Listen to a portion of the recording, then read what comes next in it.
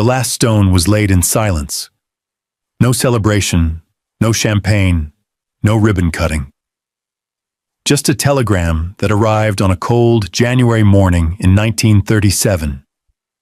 3 words that would echo through the corridors of American wealth for generations to come. Stop all work. On a hilltop overlooking the Pacific Ocean, where towers of hand-carved limestone had risen like a fever dream against the California sky, the hammers suddenly went quiet. The scaffolding stood abandoned. The half-finished rooms gathered dust where gilded ceilings should have gleamed. William Randolph Hearst, once the most powerful media baron in America, had finally run out of money to chase his dream. And with that silence, an era ended. But here is what no one talks about. Hearst Castle was not an ending. It was the last gasp of something far older and far stranger, a centuries-old obsession that had gripped the world's wealthiest men, the irresistible urge to build monuments so vast, so beautiful, so impossibly grand that they would make their owners immortal. For generations, billionaires and tycoons had poured their fortunes into castles, palaces, and manor houses that rivaled the estates of European kings. They believed that stone and marble could buy eternity. They were wrong.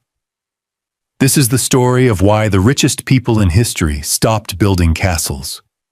It is a tale of ambition and heartbreak, of love and loss, of dreams that crumbled as surely as the mortar between ancient bricks. And at its heart lies a question that haunts every person who has ever looked up at a great building and wondered about the soul who created it. What happens when you build a monument to yourself and discover that even monuments cannot stop time? The answer begins not with Hearst, but with the men who came before him, men whose names are now whispered only in the hallways of their abandoned palaces. In the decades following the American Civil War, a new kind of wealth exploded across the United States. Railroads stretched from coast to coast. Steel mills roared day and night. Oil derricks punctured the earth from Pennsylvania to Texas. And the men who controlled these industries became richer than any humans had ever been in the history of civilization. They were called robber barons, these titans of the Gilded Age: John D. Rockefeller, Andrew Carnegie, Cornelius Vanderbilt, J.P. Morgan. Their fortunes were measured not in millions, but in hundreds of millions, in billions when adjusted for today's currency. They controlled entire sectors of the American economy. They influenced elections. They shaped the very landscape of the nation. But money, they discovered, could not buy what they wanted most: respect. To the old aristocratic families of Europe, these American industrialists were nouveau riche at best, common laborers at worst. Their fortunes had been earned in coal dust and crude oil, not inherited through centuries of noble bloodlines. When American heiresses crossed the Atlantic to marry European princes, their fathers had to pay enormous dowries to secure the matches. The message was clear. American money was useful. American money was powerful. But American money was not sophisticated, and so the castle building began. If Europe would not accept American wealth as legitimate, then American wealth would simply build its own Europe on American soil.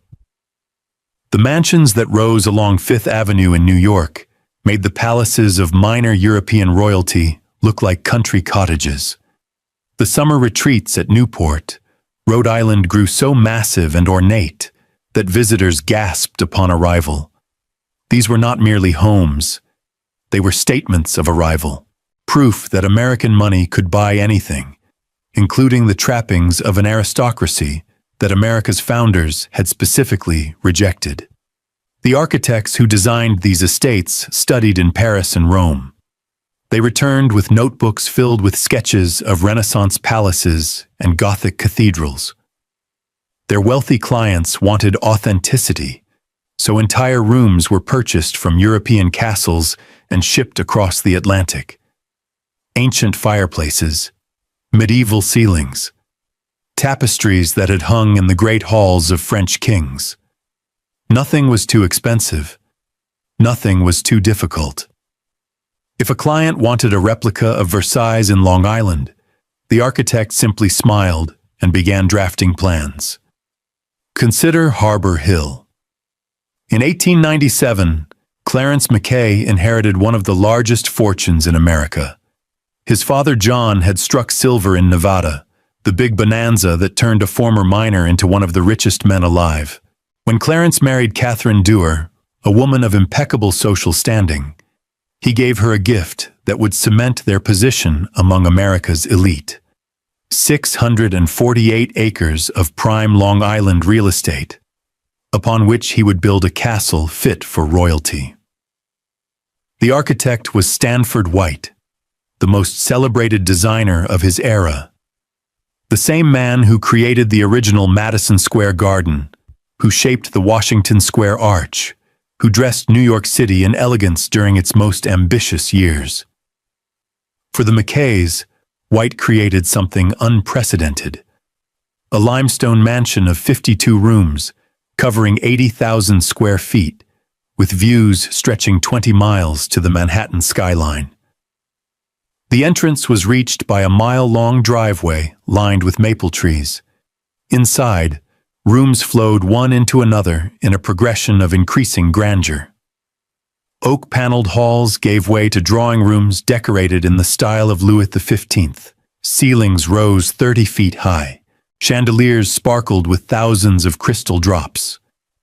The cost was $781,000, equivalent to nearly $30 million today. And that was just for the building itself. The furnishings, the art, the landscaping, the armies of servants required to maintain it all. These expenses continued year after year. For 2 decades, Harbor Hill was the epicenter of American high society. Presidents visited. Royalty dined there. The parties became legendary, with hundreds of guests arriving in horse-drawn carriages, then early automobiles, to dance until dawn beneath ceilings painted with scenes from classical mythology. Kitty Mackay ruled this world like a queen, her beauty and charm making Harbor Hill the most coveted invitation in America. But even queens fall. The marriage between Clarence and Kitty crumbled under the weight of whispered scandals. She took lovers. He retreated into himself. By the 1920s, the golden couple had become strangers, sharing the same magnificent roof. When the stock market crashed in 1929, taking fortunes with it, Harbor Hill became a burden too heavy to bear. The parties stopped. The servants were dismissed. And in 1947, the once glorious mansion was demolished, dynamited into rubble to make way for suburban housing developments. Today, 400 homes stand where Harbor Hill once rose. Nothing remains of the castle that was meant to last forever. Not a single stone marks the spot where American ambition reached for the heavens and fell. The Mackays were not alone. Across America, the great estates were falling. The costs of maintenance had become impossible. Heating a 50-room mansion in winter could consume the equivalent of a small fortune in coal. Employing the staff required to run such a household, cooks and gardeners and maids and footmen, drained resources that had once seemed inexhaustible. And then there were the taxes. The federal income tax, introduced in 1913, took larger and larger portions of great fortunes. Estate taxes claimed more when owners passed on. Property taxes climbed year after year. One by one, the castles came down. The Vanderbilts alone built or owned more than a dozen great estates. Today, only a handful survive, and most of those have been converted into museums or hotels. The 37,000 square foot Idle Hour, built on Long Island in 1879, was demolished. The 52,000 square foot Biltmore house in Asheville, North Carolina, survived only because the family opened it to paying tourists. Even the mansions of Newport, which had defined the pinnacle of Gilded Age excess, were abandoned and left to decay until preservation societies stepped in decades later. The message was becoming clear. Building a castle was one thing. Keeping it was impossible. And yet William Randolph Hearst refused to listen. He had dreamed of castles since he was 10 years old, when his mother Phoebe took him on an 18-month tour of Europe. They walked through the great halls of Versailles. They climbed the towers of medieval fortresses.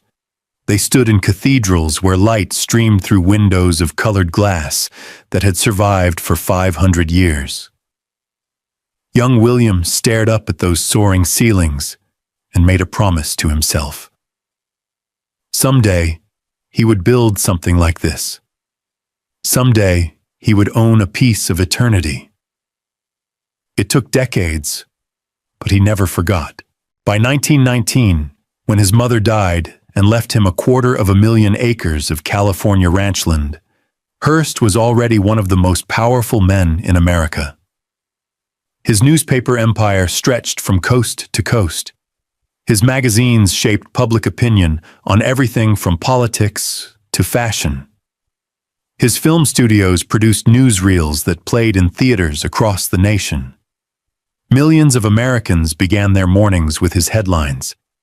His influence was so vast that critics accused him of starting wars just to sell papers. But none of it was enough. He wanted what money supposedly could not buy. He wanted immortality. Julia Morgan was the architect he chose to build his dream. She was remarkable in her own right. The first woman to graduate from the prestigious École des Beaux-Arts in Paris, a pioneer who had proven her genius during the San Francisco earthquake of 1906, when her buildings remained standing while others crumbled. She was patient, precise, and willing to work with a client whose ideas changed daily. She would need all of that patience. When Hearst first wrote to Morgan about building a little something on the hill at San Simeon, she traveled to the site expecting a modest project. What she found was a mountaintop rising 1,600 feet above the Pacific Ocean, with views stretching endlessly in every direction. Below, wild hills rolled down to the sea. Above, nothing but California sky. It was magnificent. It was also completely undeveloped. No roads, no water, no electricity. Building anything there would require engineering miracles. Hearst did not care about practicality. He cared about beauty. And for the next 28 years, he and Morgan would chase that beauty through more than 10,000 architectural drawings, through millions of dollars in construction costs, through setbacks and expansions and revisions that never seemed to end. The estate they created defied description. At its heart stood Casa Grande, the main house, a 6-story Mediterranean revival palace with twin bell towers that rose 165 feet into the sky. The design drew inspiration from Spanish cathedrals, yet incorporated modern conveniences that the greatest kings of Europe could never have imagined. Telephones in every room, central heating, a private movie theater where Hearst screened films before they reached public audiences, and everywhere, art. Paintings by old masters hung on walls imported from Italian palaces. Tapestries that had decorated the chambers of Renaissance nobles draped across entire rooms. Ancient Greek vases stood beside medieval armor. Hearst had spent decades collecting treasures from every corner of Europe, filling warehouses in New York and San Francisco with crates he never opened. Now, finally, he had a place to display them. But the main house was only the beginning. 3 guest cottages, each magnificent enough to be a mansion in its own right, surrounded Casa Grande. Casa del Mar, the House of the Sea, looked out toward the Pacific. Casa del Monte, the House of the Mountain, faced the inland hills. Casa del Sol, the House of the Sun, captured the golden California light. Together with the main house, they provided more than 165 rooms, enough to accommodate the endless stream of guests that Hearst invited to his mountain paradise. And then there were the pools. The Neptune Pool became one of the most photographed locations in America. Surrounded by Roman columns and classical statues, its waters glittered under the California sun. Hollywood stars swam there. Charlie Chaplin and Clark Gable and Jean Harlow, their laughter echoing off marble that had been carved by Italian craftsmen. Photographers captured images that appeared in newspapers and magazines around the world. The pool was not merely a place to swim, it was a stage, a backdrop for the glamorous life that Hearst had constructed for himself. But even more stunning was the Roman pool, hidden beneath the main house. Its walls and ceilings were covered with more than 1 million tiles of gold and deep blue glass, creating an underwater cathedral that seemed to glow with its own light. Statues of Roman gods lined the edges, their reflections dancing on the surface. To swim there was to enter another world entirely, a world where time stopped, and beauty was the only currency that mattered. Beyond the buildings, Hearst created something even more extraordinary, a private zoo. At its peak, the menagerie at San Simeon was the largest private zoo in the world. Zebras grazed beside the winding road that led up the mountain. Giraffes stretched their necks to reach the California oak trees. Lions roared in enclosures built to resemble African savannas.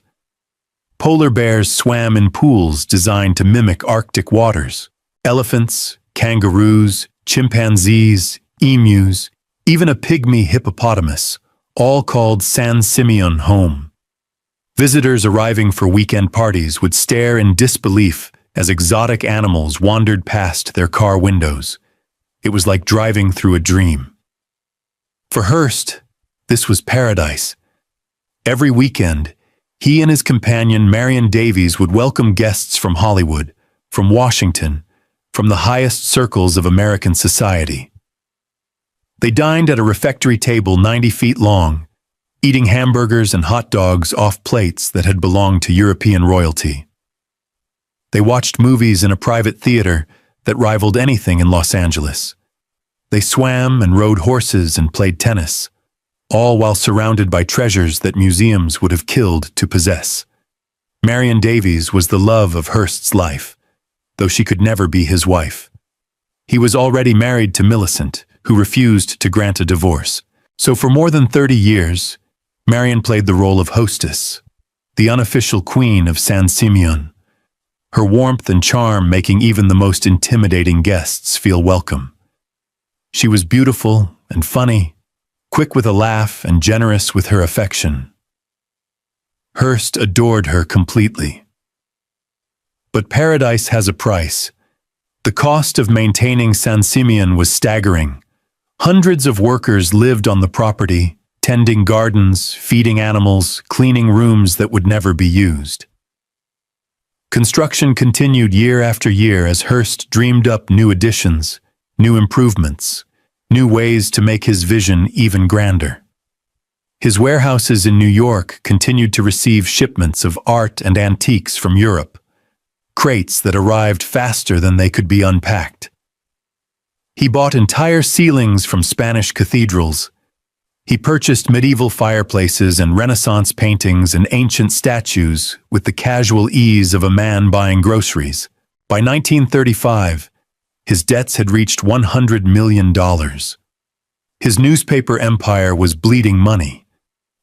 The Great Depression had devastated advertising revenue. His magazines struggled. His film studios lost money year after year. Bankers who had once eagerly loaned him millions now demanded repayment.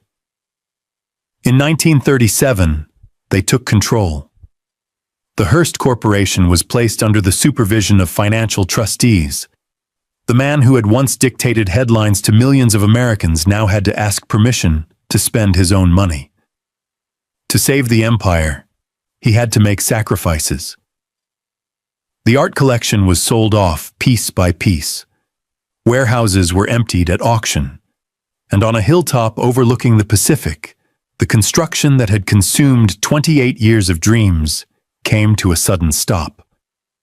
Stop all work. Hearst never returned to live at San Simeon.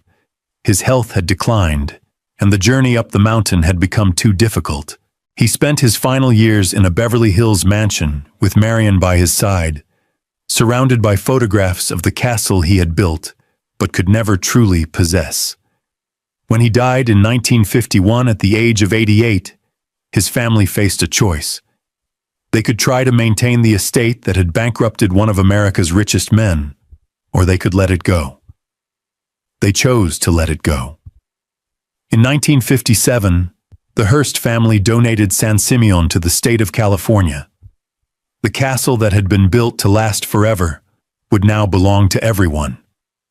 Today, it stands as a museum, its rooms frozen in time, its pools still glittering under the California sun. More than 1 million visitors climb that winding road each year, marveling at the opulence, wondering at the mind that created it. But here is the truth that the tour guides do not always mention. The castle was never finished. After 28 years and millions upon millions of dollars, rooms remained incomplete. Plans that Morgan had drawn were never executed. Dreams that Hearst had described were never realized. The Enchanted Hill, as he called it, was always reaching for something it could never quite grasp. And that is why the billionaires stopped building. It was not just the cost, though the cost was enormous. It was not just the taxes, though the taxes were crippling. It was not just the difficulty of maintenance, though that difficulty broke family after family. It was something deeper, something that the Gilded Age tycoons had understood instinctively, but refused to accept. You cannot build your way to immortality. The castles of Europe had not been built by wealthy individuals seeking legacy. They had been built by governments and churches, by institutions that could maintain them across centuries.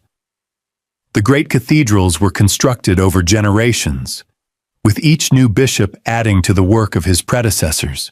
The royal palaces were state property, maintained by national treasuries that renewed themselves through taxation. These were not personal monuments. They were collective projects, sustained by societies rather than individuals. But the American billionaires had tried to do it alone. They had believed that their fortunes were large enough to sustain anything. They were wrong. George Bolt discovered this truth in the cruelest possible way.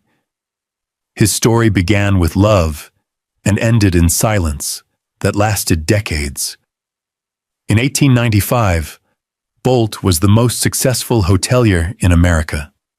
He had risen from nothing, a penniless immigrant from Prussia who arrived in New York with no English and no connections. Through talent and determination, he had climbed from busboy to kitchen manager to the pinnacle of American hospitality. When the Waldorf Astoria Hotel opened in Manhattan, Bolt was its manager, the man responsible for creating what newspapers called the most magnificent hotel the world had ever seen. But his success was not his alone. Beside him stood Louise, his wife since 1877, the woman who had taught him that true luxury was not about showing wealth, but about making people feel welcomed.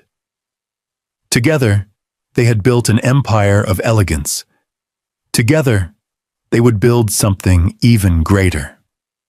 In the Thousand Islands region of the St. Lawrence River, where the border between the United States and Canada runs through more than 1,800 small islands, Bolt found the perfect site for his dream. A heart-shaped island that he renamed for his love. On it, he would build a castle as a gift to Louise, a monument to the marriage that had made his life complete. Construction began in 1899. Bolt hired the finest architects. He imported materials from around the world. He employed 300 workers who labored from dawn to dusk, racing to complete the project by Valentine's Day, 1905. The design called for a 6-story stone castle of 120 rooms, with tunnels and terraces and towers that would make it look like something transported from the Rhine Valley. The yacht house alone was larger than most mansions. The powerhouse was disguised as a medieval tower. The Italian gardens would rival anything in Europe. For 5 years, the castle rose from the island. Louise watched the progress, her heart swelling with gratitude for the man who loved her so completely. She chose fabrics and furniture, planned gardens and walkways, imagined the parties they would host, and the grandchildren who would play on those lawns. The castle was nearly complete. Just a few more months, and it would be ready. Then, on January 7th, 1904, Louise Bolt died. The telegram that George sent north that day stopped everything. Stop all construction. Within hours, 300 workers had laid down their tools. Within days, they had left the island forever. George Bolt never returned. For more than 70 years, the castle stood abandoned. Rain seeped through unfinished roofs, ice-cracked walls that had never been sealed. Vandals stripped copper and carved their names into plaster. The gardens that Louise had planned grew wild, then died. The Italian statues she had chosen toppled and broke.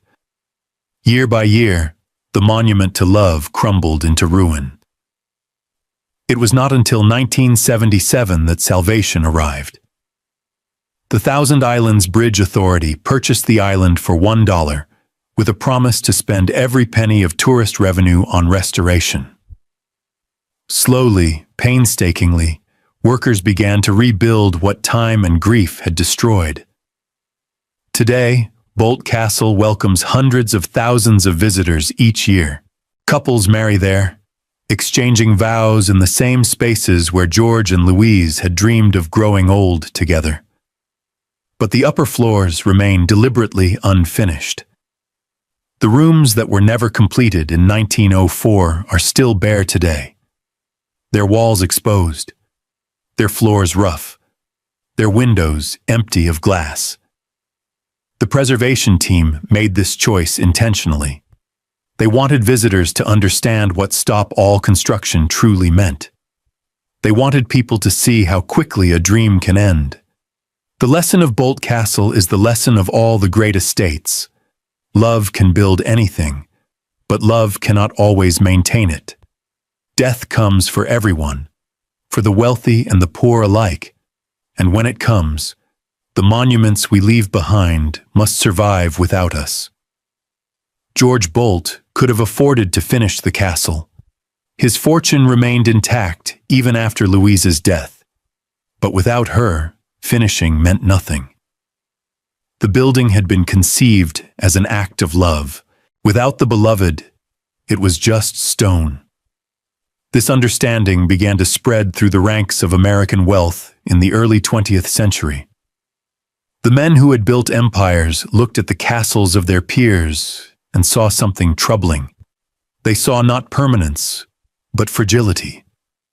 They saw not immortality, but decay. They saw that even the mightiest fortunes could not protect against the erosion of time. Some responded by giving their estates away while they were still alive, converting private palaces into public museums while their founders could still see them preserved. Others simply stopped building, channeling their wealth into foundations and trusts that could outlive any individual structure. A few continued to construct great houses, but these grew smaller and more practical, designed for living rather than for impressing. And a new kind of monument emerged. Andrew Carnegie, who had made his fortune in steel, spent the last years of his life giving that fortune away.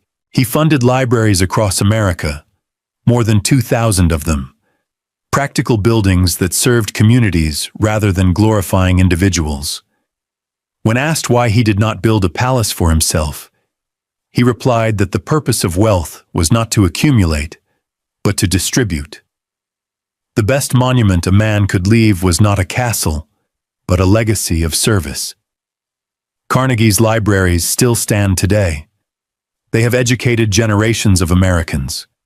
They have launched careers and changed lives, and they bear his name, not because he demanded it, but because communities chose to honor the man who had given them so much. His immortality came not from stone, but from gratitude. John D. Rockefeller followed a similar path. Though he lived in great houses, his true monument was the Rockefeller Foundation, which funded medical research, educational institutions, and public health initiatives around the world. The diseases that his money helped conquer, the scientists his grants supported, the students his scholarships educated, these were the stones of his pyramid. They continued to multiply long after his death. The shift was gradual but unmistakable. By the middle of the 20th century, the very concept of a private castle had come to seem not luxurious, but wasteful. The idea of building a 100-room mansion while fellow citizens struggled during the Depression had become morally indefensible. Even those with the resources to build such structures chose not to. The social cost was too high. The practical cost was too high. And perhaps most importantly, the psychological cost had become clear. Living in a castle is lonely. This truth runs through every story of the great estates. Harbor Hill saw its owners drift apart, their marriage crumbling in rooms too large to fill with warmth. Hearst Castle saw its builder exiled, forced to watch from afar as his dream stood empty and unfinished. Bolt Castle saw its creator never return, preferring absence to the unbearable reminder of what he had lost. Even the estates that survived, the Biltmores and the Newports and the Fifth Avenue palaces, often echoed with the silence of families scattered and diminished. The buildings were designed to impress, not to comfort. The rooms were sized for parties, not for conversations. The corridors stretched so long that family members could go days without encountering one another. These were not homes in any meaningful sense. They were stages, sets for performances that eventually exhausted their performers. The billionaires of today understand this. When they build differently.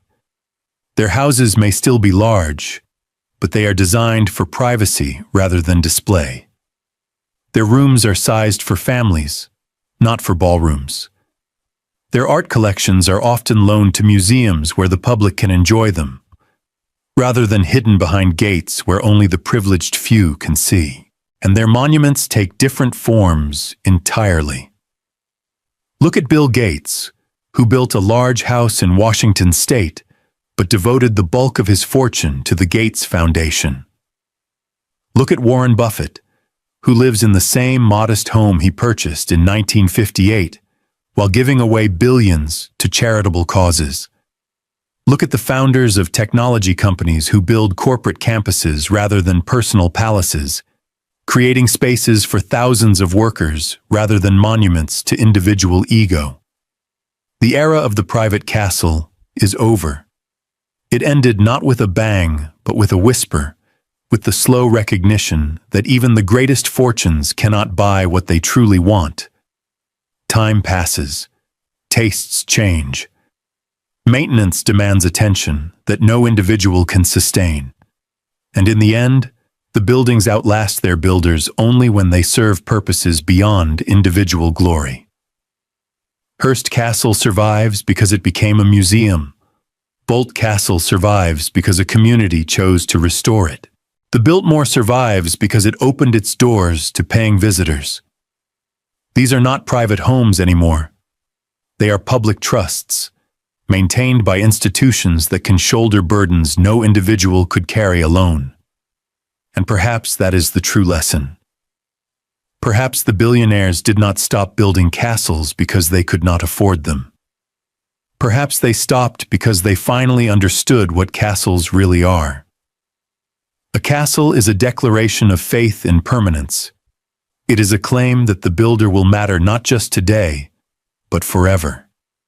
It is an attempt to carve one's name so deeply into stone that no future generation can forget.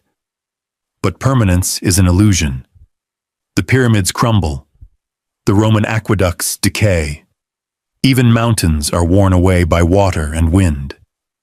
Nothing built by human hands can last forever. What can last is impact. What can endure is change. The libraries that Carnegie built continue to serve communities. The diseases that Rockefeller's money fought continue to be prevented. The scientists funded by modern philanthropists continue to make discoveries that will reshape the world. These are the true monuments of the 21st century. Invisible pyramids built not of stone, but of consequence. William Randolph Hearst died believing he had failed. His castle stood unfinished. His fortune had crumbled. His newspapers had been taken from his control. The man who had once shaped American opinion, through sheer force of will, spent his final years as a shadow of his former self, surrounded by photographs of glory days that would never return. But walk through San Simeon today, and you see something Hearst could never have imagined. You see children pointing at the Neptune pool, their eyes wide with wonder. You see couples holding hands in gardens where zebras once roamed. You see students studying the art that Hearst collected, learning about Renaissance masters they might never have encountered otherwise. You see 1 million visitors each year, ordinary people who could never have afforded to enter such a place when it was private, now free to wander its halls and dream their own dreams. The castle that was meant for one man now belongs to everyone. The monument that was supposed to immortalize William Randolph Hearst instead immortalizes something larger. The human hunger for beauty, the universal desire to create something lasting, the eternal hope that our works will outlive us, even if they take forms we never intended. In the end, the billionaires did not stop building castles. They simply learned to build differently.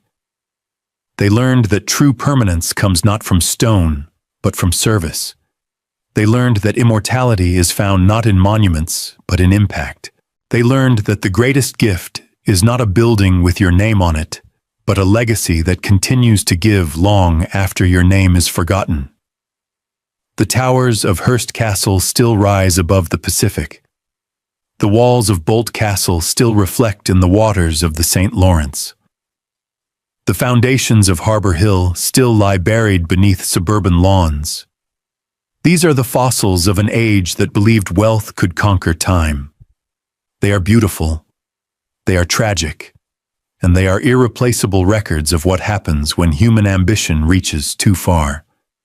The last rays of California sun paint the twin towers of Casa Grande in shades of gold and rose.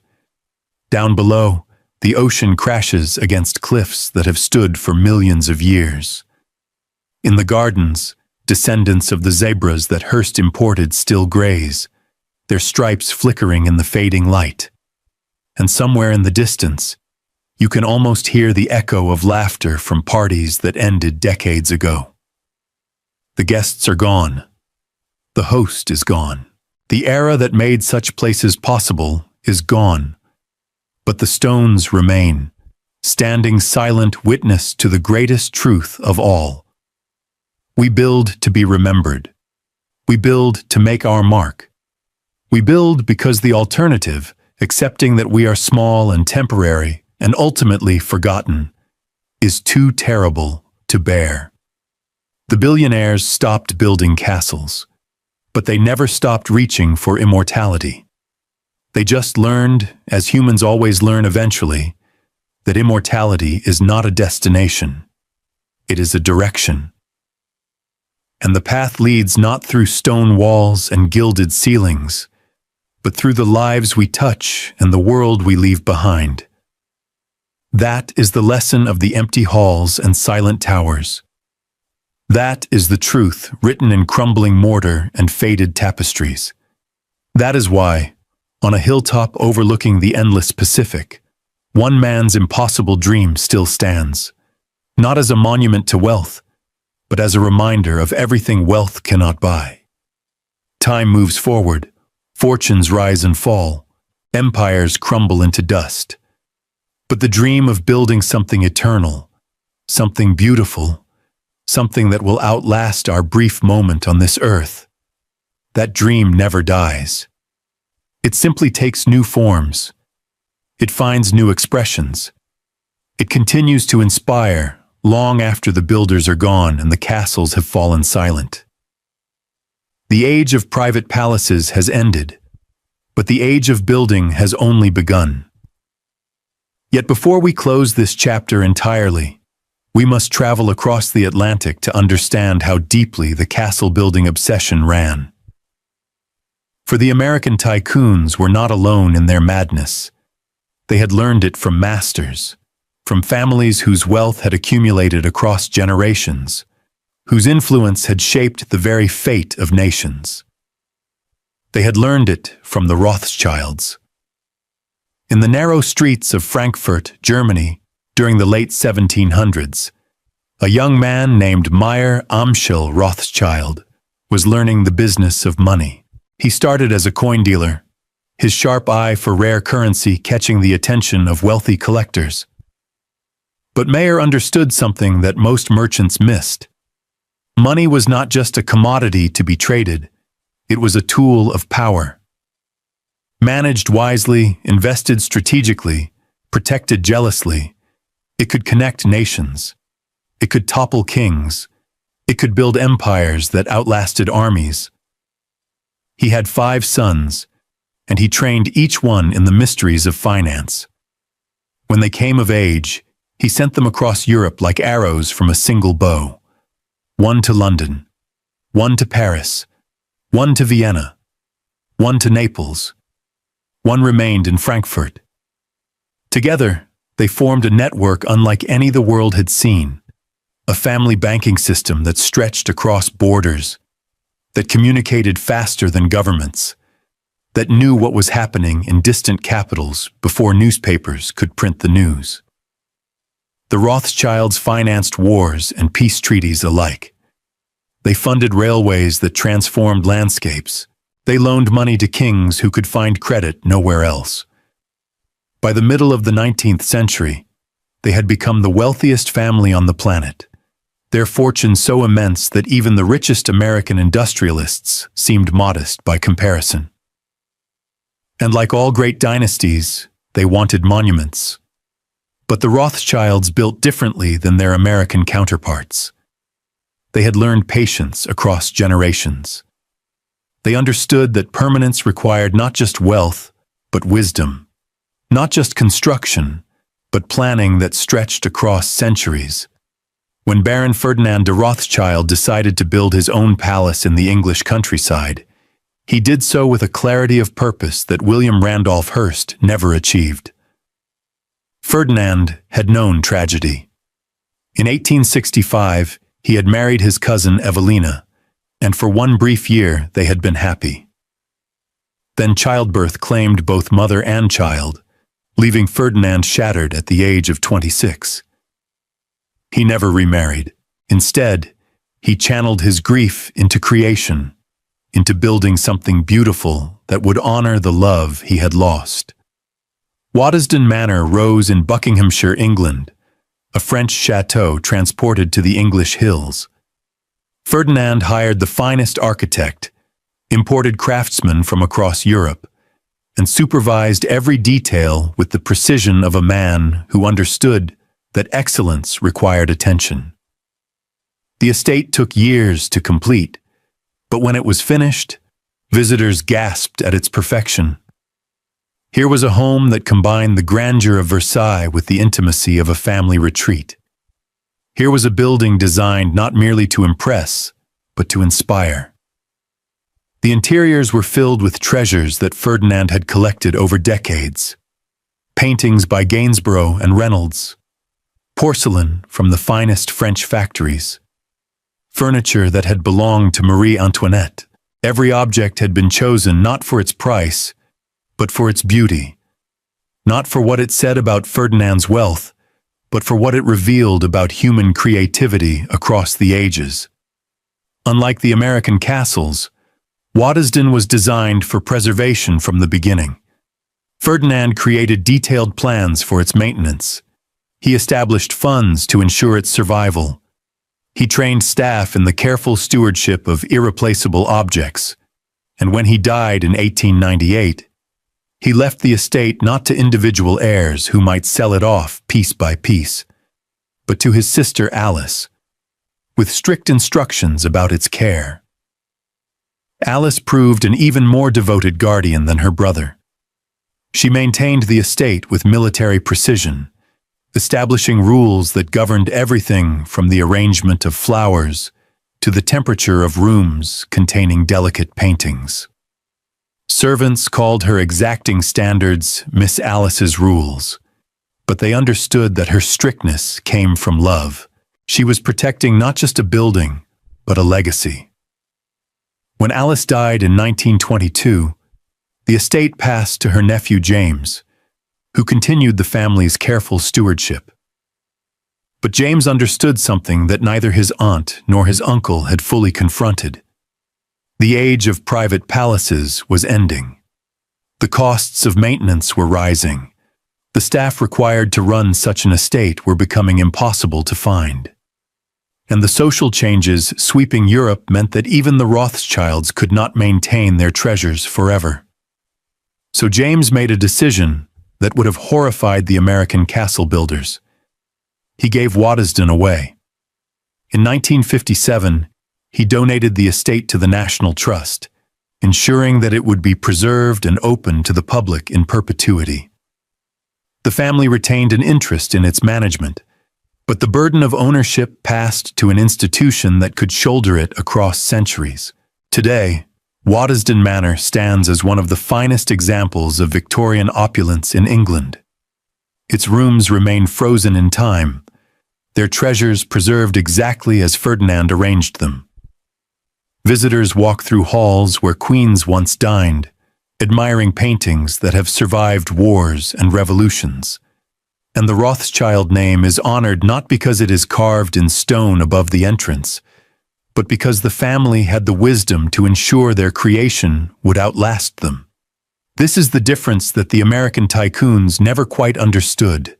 The Rothschilds built for generations. The Americans built for themselves. Consider the contrast between Waddesdon and Harbor Hill. Both were constructed around the same time. Both cost enormous fortunes. Both were filled with treasures imported from across Europe. But Waddesdon was designed with its eventual preservation in mind, while Harbor Hill was designed merely to impress the guests of a single generation. When that generation passed, Waddesdon endured. Harbor Hill was dynamited into dust. The same pattern repeated across America. The mansions that survived were those that found purposes beyond individual ownership. Biltmore opened to tourists. The Frick Collection became a museum. Winterthur transformed into a center for American decorative arts. Those that tried to remain private homes, maintained by families whose fortunes could not keep pace with costs, eventually fell. Their stones were sold. Their land was subdivided. Their names were forgotten. There is a photograph from 1947 that captures this truth more eloquently than any words could express. It shows a wrecking ball suspended above Harbor Hill, about to strike the first blow that would bring down walls that had stood for half a century. In the background, you can see workers standing at a respectful distance, their faces hidden in shadow. Were they mourning? Were they relieved? the photograph does not say. What it does show is the sheer impossibility of private permanence. That mansion had been built to last forever. It had been constructed with the finest materials, designed by the greatest architect of its age, filled with treasures that museums would have envied. And yet here it was, about to be reduced to rubble in a matter of hours. All that wealth, all that beauty, all that ambition, gone. The wrecking ball fell. The walls collapsed. Within weeks, the site had been cleared. Within years, suburban houses stood where marble corridors had once stretched. The families who moved into those new homes had no idea what had stood there before. To them, it was simply a pleasant neighborhood with good schools and reasonable property taxes. The ghost of Harbor Hill haunted no one because no one remembered it was there. But ghosts do haunt places, even when we cannot see them. Walk through the gardens of Hearst Castle today, and you can feel the presence of those who came before. Stand in the empty upper rooms of Bolt Castle, and you can sense the grief that stopped construction over a century ago. Visit the site of Harbor Hill, now a tangle of cul-de-sacs and split-level ranches, and if you know what to look for, you can still find fragments of the original foundation buried beneath azalea bushes. These are the monuments that remain when the monuments themselves are gone. Memory. Story. The persistent human need to understand what came before and why it matters. The billionaires who built those castles were not evil men. They were not even particularly foolish. They were simply human beings who wanted what all human beings want: to matter, to be remembered, to leave something behind that would prove their lives had meaning. They chose to express that desire through architecture because they lived in an age when architecture seemed eternal. They built in stone because stone seemed permanent. What they did not understand, what perhaps no one can truly understand until they have lived long enough to watch their own creations crumble, is that permanence is not a property of materials. It is a relationship between what we build and who we build it for. A library built to serve a community can last because the community maintains it. A hospital built to heal the sick can endure because healing is always needed. A school built to educate children can survive because education never goes out of fashion. These buildings are not monuments to their founders. They are gifts to the future, offerings made in the faith that future generations will find them useful. But a castle built to glorify its owner serves no one except that owner. When the owner dies, the purpose dies with them. The building becomes a burden rather than a benefit, a cost rather than an investment, a problem to be solved rather than a resource to be treasured. And so it falls. This is why the billionaires stopped building castles. Not because they ran out of money. The wealth at the top of modern society dwarfs anything that Hearst or Bolt or McKay could have imagined. The technology titans of Silicon Valley could build a dozen San Simeons without noticing the expense. The hedge fund managers of Wall Street could purchase entire European estates as weekend retreats. The resources exist. The desire has simply changed. Today's billionaires understand what their predecessors learned too late. That immortality cannot be purchased. That legacy is not measured in square footage. That the monuments that truly last are the ones that serve purposes beyond the ego of their creators. Bill Gates could build a palace that would make Versailles look modest. Instead, he has pledged to give away virtually his entire fortune to causes that will benefit humanity for generations. Warren Buffett could construct a castle on every continent. Instead, he lives in a house worth less than the monthly mortgage payment on a Manhattan apartment, channeling his billions toward education and healthcare. Mark Zuckerberg could surround himself with walls of gold. Instead, He and his wife have committed to giving away 99% of their Facebook shares during their lifetimes. These are the castles of the 21st century. Not buildings made of stone, but foundations made of capital. Not monuments that crumble, but investments that compound. Not declarations of personal glory, but commitments to collective progress. Some will argue that this change represents a loss, that the great estates of the Gilded Age were works of art in themselves, expressions of human creativity that deserve to be mourned. And there is truth in this. Waddesdon Manor is beautiful. Hurst Castle inspires awe. Even the photographs of Harbour Hill reveal an elegance that modern architecture rarely achieves. These buildings represented the best that human hands could create, when unlimited resources met unlimited ambition. But we must not romanticize what we have lost. The mansions of the Gilded Age were not just beautiful, they were exclusive. They were designed to separate the wealthy from everyone else, to create private worlds where privilege could flourish undisturbed. The gates that surrounded them were not merely decorative.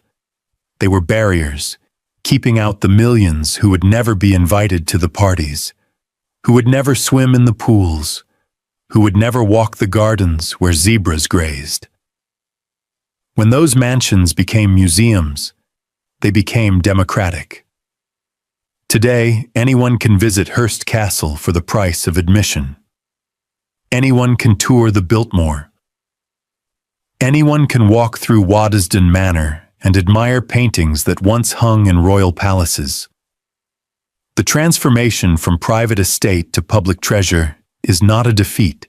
It is a victory, a triumph of access over exclusion, of openness over secrecy. The billionaires who stopped building castles did not abandon the dream of leaving something behind. They simply found better ways to achieve it. A vaccine that saves millions of lives leaves a more lasting mark than any mansion ever could. A scholarship fund that educates thousands of students builds monuments in mines rather than in marble. A technology that connects billions of people creates a legacy that cannot be dynamited or demolished. This is the evolution of ambition. This is the maturation of wealth.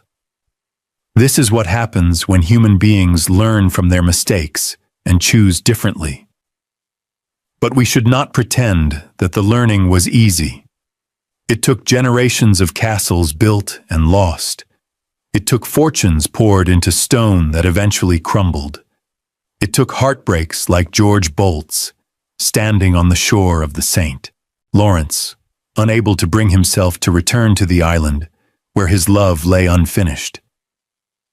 It took humiliations like William Randolph Hearst's, watching bankers take control of the empire he had spent a lifetime building. It took demolitions like Harbour Hill's, the wrecking ball swinging through rooms where presidents had danced. These were not abstract lessons. They were paid for in grief and loss and shattered dreams. The billionaires who came after learned because the billionaires who came before had shown them what happened when you tried to build monuments to yourself. And perhaps that is the final truth. Perhaps the greatest gift that Hearst and Bolt and Mackay left behind was not their castles at all. It was the lesson of their castles, the demonstration, written in stone and mortar and crumbling plaster, that some things cannot be bought. That permanence is not a transaction, that the only way to truly last is to give rather than to take, to serve rather than to command, to build for others rather than for yourself. The sun sets now over the Pacific, painting the towers of Hurst Castle in shades of amber and rose. In the distance, the ocean continues its eternal rhythm, waves that have crashed against these cliffs since long before any human walked the earth. The zebras have gone to sleep in their enclosures.